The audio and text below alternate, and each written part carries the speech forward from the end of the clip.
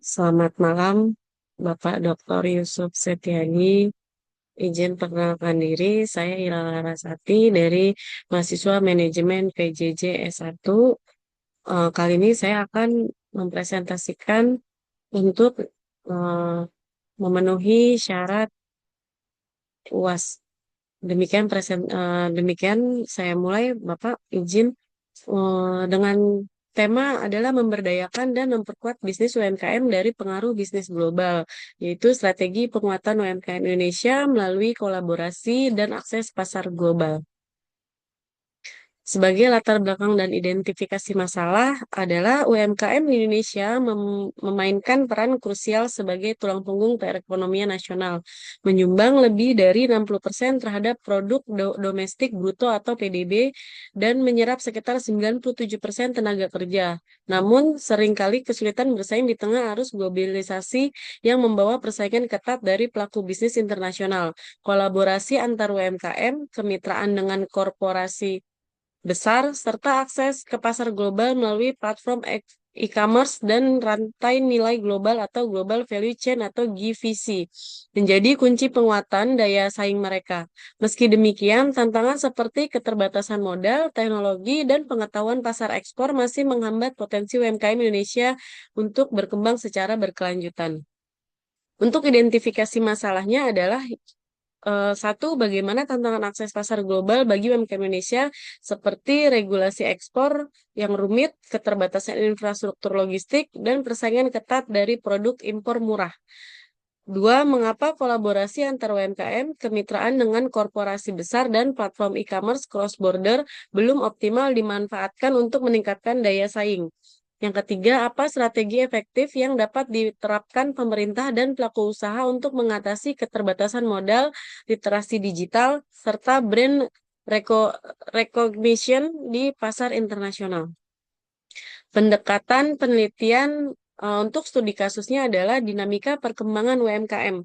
UMKM Indonesia menunjukkan dinamika pertumbuhan yang resilient dari 2020 hingga 2026, dengan jumlah unit usaha melonjak dari 64,2 juta pada tahun 2020 menjadi 66,5 juta pada tahun 2025, di mana 99,71% merupakan usaha mikro, 0,25% kecil, dan 0,04% menengah. Kontribusi terhadap PDB nasional stabil di 60,5 sampai 61,07% sepanjang periode. Sementara penyerapan tenaga kerja mencapai 97,22% atau sekitar 129 juta orang, menjadikan UMKM sebagai pilar utama ketahanan ekonomi di tengah gejolak global. Dengan tahap awal pandemi di tahun 2020 sampai dengan 2021, UMKM mengalami pukulan berat dengan 77% pelaku usaha melaporkan penurunan pendapatan yang signifikan, 88% penurunan permintaan pasar, dan 30% risiko tutup usaha permanen akibat pembatasan mobilitas dan gangguan rantai pasok global. Pemerintah merespon dengan stimulus senilai 800 triliun rupiah termasuk BLT UMKM 1,8 juta per unit dan kurs subsidi bunga yang menyelamatkan 12 juta unit usaha dari kebangkrutan. Di masa pemulihan pandemi di tahun 2022 sampai tahun 2024, pertumbuhan kumulatif mencapai 0,016% dengan akselerasi 1,52% pada tahun 2024, didorong oleh adopsi digital yaitu dengan e-commerce naik mencapai 25% YOY, dan ekspor UMKM yang meningkat dari 14,37% di tahun 2020 menjadi 15,69% di tahun 2024 via platform cross-border seperti Shopee Internasional dan Alibaba. Program KUR mencairkan senilai 1.275 triliun rupiah pada tahun 2024, menurunkan NPL dari 5,2% menjadi 4%. Sementara SIDT UMKM memverifikasi 30 lebih juta unit untuk akses pembiayaan. Pada masa proyeksi di tahun 2025 sampai 2026, sensus ekonomi 2026 oleh BPS akan mendata ulang UMKM nasional. Fokus pada sektor perdagangan, yaitu sebanyak 14,43 juta unit industri pengolahan sebanyak 1,2 juta dan jasa sebanyak 8,5 juta dengan target ekspor 20% dari total via GVC integration. Tantangan tetap ada, yaitu dominasi usaha mikro dengan omset di bawah 300 juta rupiah per tahun atau 64%. Rendah literasi ekspor, hanya 3% UMKM ekspor yang mandiri. Dan risiko perlambatan ekonomi global di 2026 yang diproyeksi 3,1% oleh WEF. Berikut adalah tabel distribusi sektoral. Dari sektor perdagangan ada 14,43 juta unit dengan kontribusi PDB sebesar 25,4% dengan potensi ekspor sebanyak 8,2%. Di sektor industri pengolahan ada 1,2 juta unit dengan kontribusi PDB sebesar 18,5% dengan potensi ekspor sebanyak 45,1%. Di sektor jasa dan lainnya, untuk jumlah unit sebanyak 8,5 juta, kontribusi PDB sebanyak 16,3% dengan potensi ekspor 12,4%. Di sektor pertanian, jumlah unit sebanyak 5,8 juta dengan kontribusi PDB sebanyak 20,8%, potensi ekspor sebanyak 5,7%. Dari kajian teorinya, yang pertama adalah analisa teori ekonomi kerakyatan. Teori ekonomi kerakyatan merupakan sistem ekonomi nasional Indonesia yang berlandaskan pada pasal 33 Undang-Undang Dasar 1945, menekankan pengelolaan perekonomian berdasarkan asas kekurangan untuk mewujudkan kesejahteraan rakyat melalui partisipasi aktif masyarakat. Teori ini yang digagaskan oleh Muhammad Hatta menolak monopoli kapitalisme dan eksploitasi kolonialisme dengan memposisikan UMKM serta koperasi sebagai pilar utama, bukan sekedar pelengkap korporasi besar. Landasan konstitusional dan filosofis, yaitu ekonomi kerakyatan berakar pada tiga ayat pasal 33 Undang-Undang Dasar 1945. Yang pertama adalah ayat 1 tentang perekonomian disusun sebagai usaha bersama berdasarkan atas asas kekeluargaan, menekankan gotong royong dan musyawarah dalam mengambil keputusan ekonomi. Ayat kedua, cabang-cabang produksi yang penting bagi negara dan yang menguasai hajat hidup orang banyak dikuasai oleh negara. Negara mengendalikan sektor strategis seperti migas, listrik untuk melindungi rakyat. Yang ketiga, dari ayat 3, bumi dan air dan kekayaan alam yang terkandung dalamnya dikuasai oleh negara dan dipergunakan untuk sebesar-besar kemakmuran rakyat. Sumber daya alam untuk pemerataan bukan oligarki, filosofi ekonomi bagi semua lapisan. Untuk prinsip dasar 5 pilar utama, teori ini dijadikan melalui prinsip-prinsip berikut untuk menghindari persaingan bebas dan monopoli. Yang pertama adalah kekeluargaan. Keputusan kolektif via musyawarah, distribusi hasil adil, bukan profit maksimal. Keadilan sosial, pemerataan modal dan akses pasar, yaitu prioritas UMKM mikro, sebanyak 99,71% unit usaha. Kemandirian, sumber daya lokal prioritas, minim ketergantungan impor. Kontras data 85% UMKM manufaktur. Terbuka dan inklusif, akses sama bagi semua warga untuk usaha atau serikat ekonomi. Berkelanjutan, aktivitas ekonomi ramah lingkungan, jaminan sosial bagi fakir miskin dan anak terlantar. Untuk hasil penelitian dan pembahasan adalah sebagai berikut. Dampak ekonomi global atau internasional. Dampak ekonomi global terhadap UMKM Indonesia.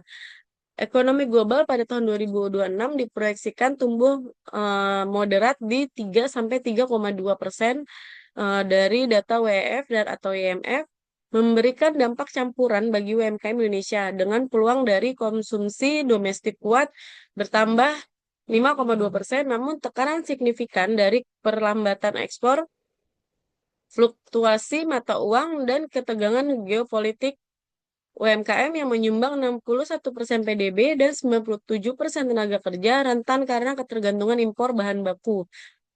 Antara 40-60% untuk industri pengelolaan.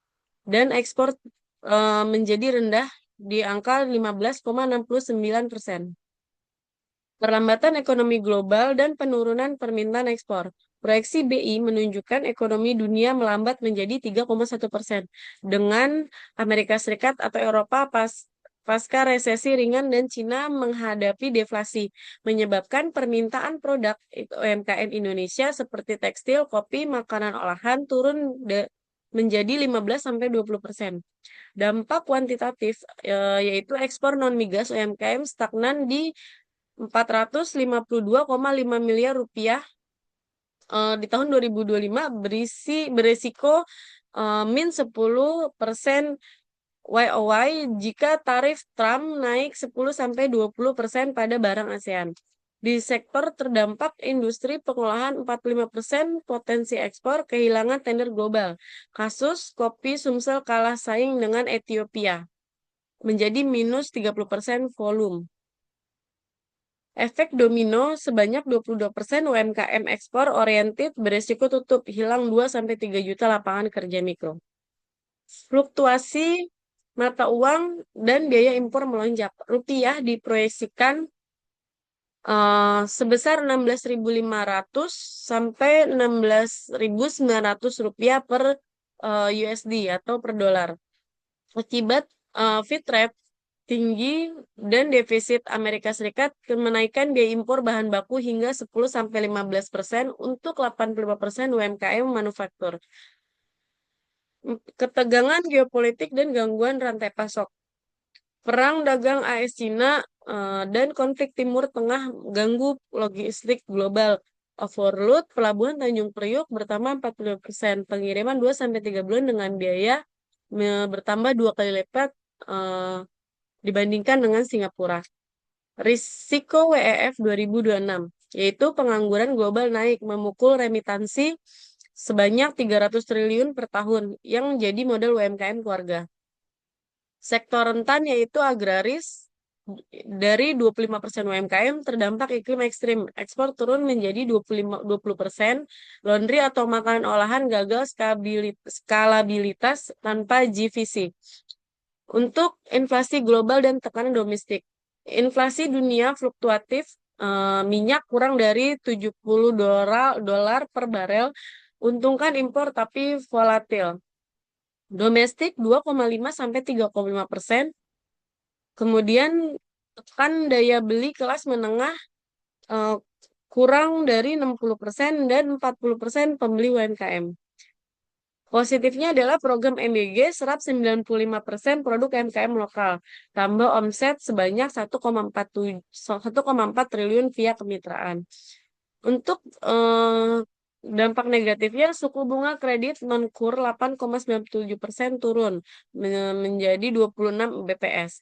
Tapi permintaan rendah, hati-hati bank alokasikan 200 triliun likuiditas.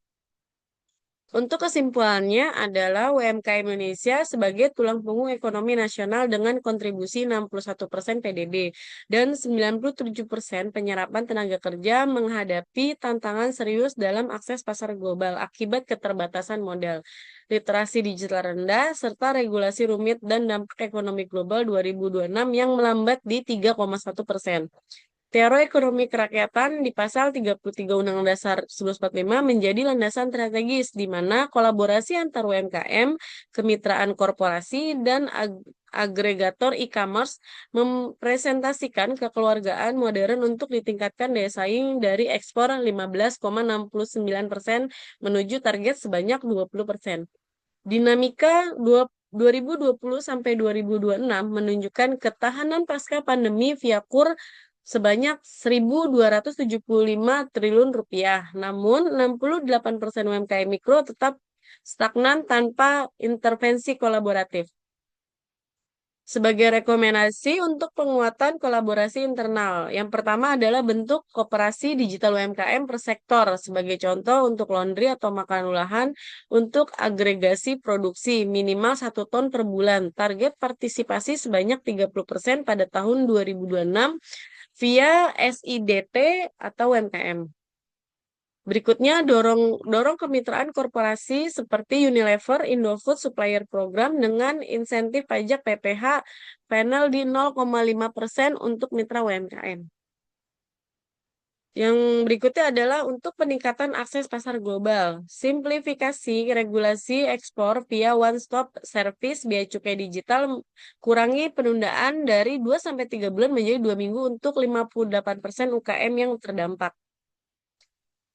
Untuk integrasi platform cross-border atau Shopee Global atau Alibaba dengan pelatihan literasi digital bagi 72% pelaku lebih dari 45 tahun yang berusia lebih dari 45 tahun dengan target 50% adopsi QRIS atau e-wallet. Untuk kebijakan pemerintah dan mitigasi resiko, yang pertama adalah merekomendasikan perluas kur ultra mikro berbasis kelompok hingga 200 triliun rupiah dengan NPL cap 3%, prioritaskan di luar Jawa karena dikarenakan 70% aksesnya rendah. Berikutnya diversifikasi ekspor ke ASEAN dan India via GVC Cina, antisipasi tarif Trump dan rupiah mencapai 16.500 rupiah per dolar dengan stok bahan baku lokal. Sinergi antara BUMN dan UMKM untuk logistik sebagai contoh Pelni Agregator menekan biaya 2 kali dari Singapura. Implementasi saran ini dalam kerangka ekonomi kerakyatan akan memastikan UMKM naik kelas, hindari 22 sampai 40% resiko tutup dan kontribusi ekspor capai 20% demi kesejahteraan rakyat. Berikut adalah daftar pustaka eh, sebagai materi dari presentasi, yaitu dari berdasarkan web jurnal, laporan resmi, dan studi empiris terkait, yaitu dari buku dan literatur teori, jurnal dan artikel ilmiah, kemudian laporan resmi pemerintah dan lembaga. Demikian presentasi dari saya. Terima kasih atas waktunya. Wassalamualaikum warahmatullahi wabarakatuh.